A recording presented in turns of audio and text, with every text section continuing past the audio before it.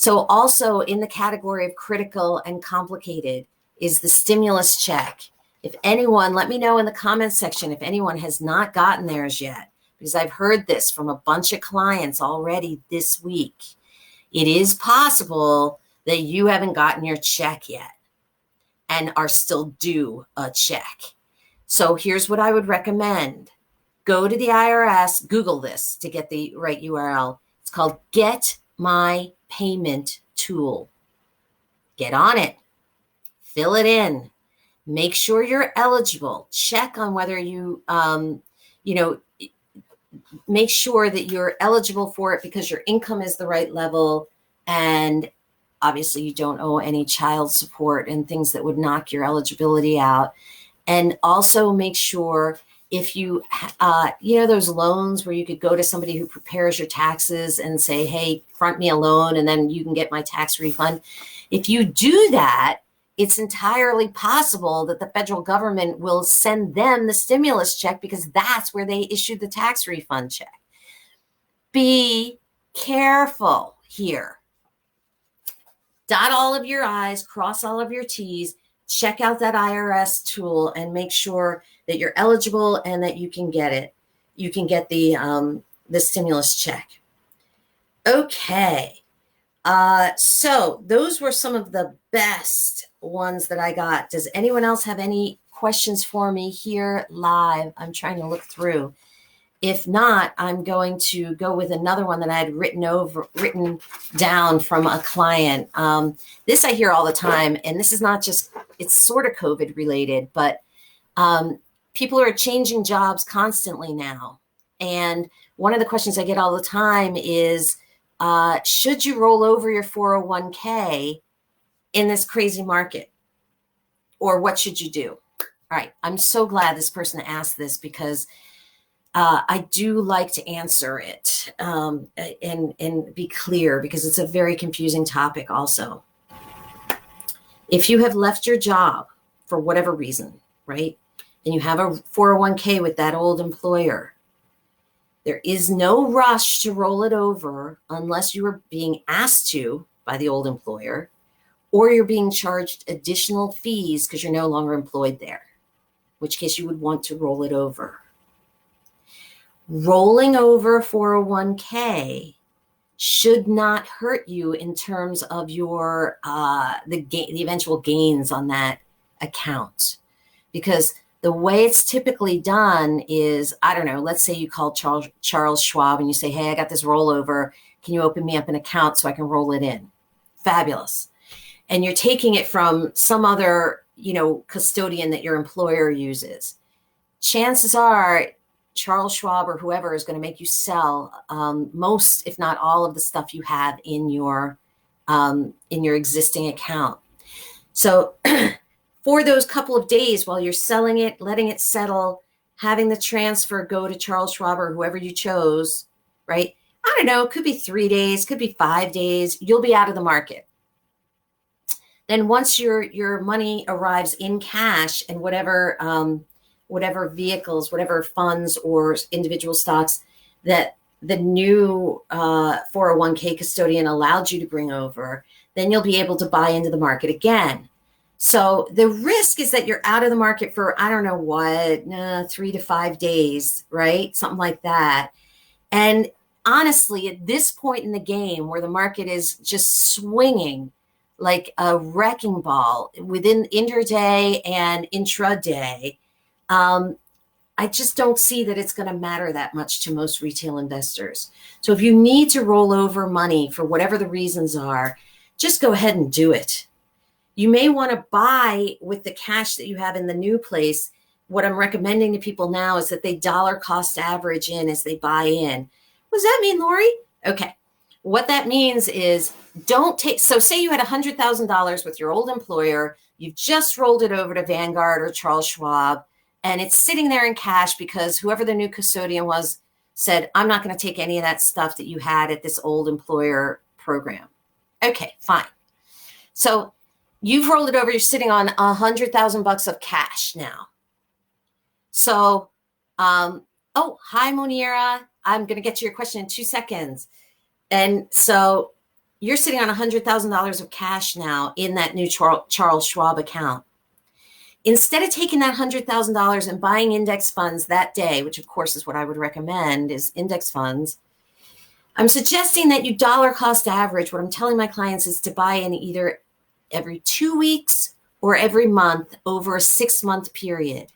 So what does that do for me, Lori? So that allows you to have an average cost in, because if you buy today, you may have hit the market having a mini rally because somebody sneezed on, online today, and everybody's, thinking that COVID's over or whatever it is. And tomorrow we lose another 7%. So to avoid that, to smooth those bumps, you want a dollar cost average in. And I'd suggest doing it. If you have the patience, you could do it every 2 weeks. If you don't want to be bothered, I would set an alarm in your phone for once a month, whatever.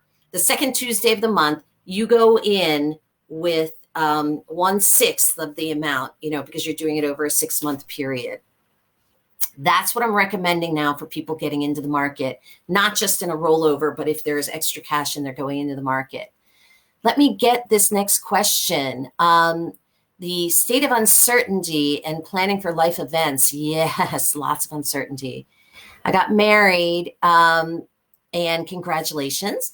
And during the pandemic, and you're now opening, I have to hit this to see more. Here we go. Okay. Now open an online investment account. Everything is under your name and you have access to it, but it's hard to understand since he's more financially knowledgeable. We're debating whether to keep cash, and you're the one on the conservative side. And how do I suggest that you approach this? Fabulous question. It's hard when you get married to mesh your money sort of behaviors and habits and that sort of thing. Really hard, and it's something that's a challenge all through your married life, even in the best of marriages.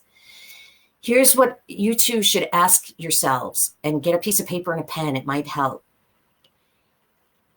Ask yourself, do you have 6 to 9 months of your expenses aside in cash for emergencies? If that answer is yes, then we can move on to the second stage. If that answer is not yes, take as much of the cash as you can to make sure you have 6 to 9 months of expenses in cash. When I say cash, I mean money markets, cash equivalents, okay? And leave it there, okay? If you have a lot of excess cash over and above that 6 to 9 months, sit down together again, pencil and paper, and ask yourselves if you're going to need or want that access to that money over the next at least 5 years.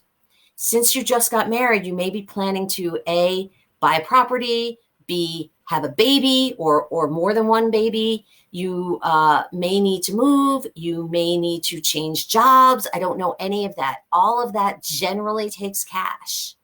And so if you think any of that is coming up in the next 5 years, then think about how much that would cost.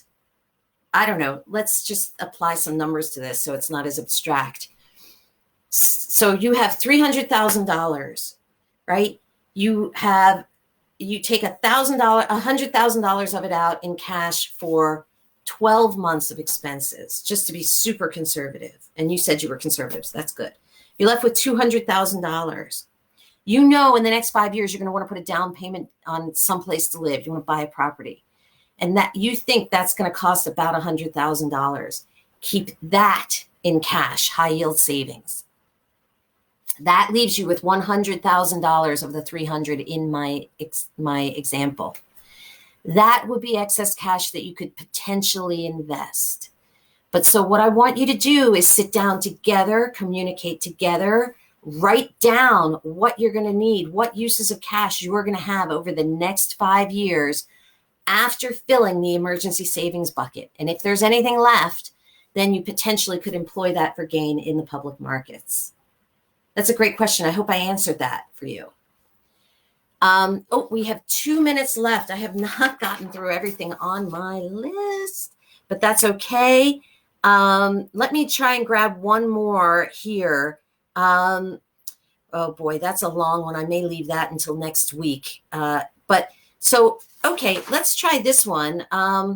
Let's talk about this one. The last question that I want to take today, if nobody else has it. Oh, good. That did answer your question. Thank you.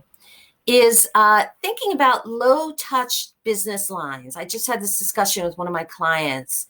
She's an event planner, and that's obviously high touch, right? That's not a lot that you can't really plan somebody's big conference or somebody's wedding and not get anywhere near them, right? And not, go and look at venues and do all of that kind of thing.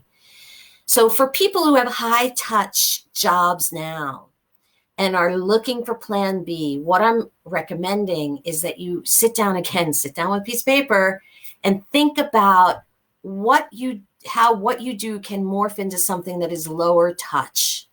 In her case, just to use it as an example, she can do things like help museums and foundations plan things like online virtual tours.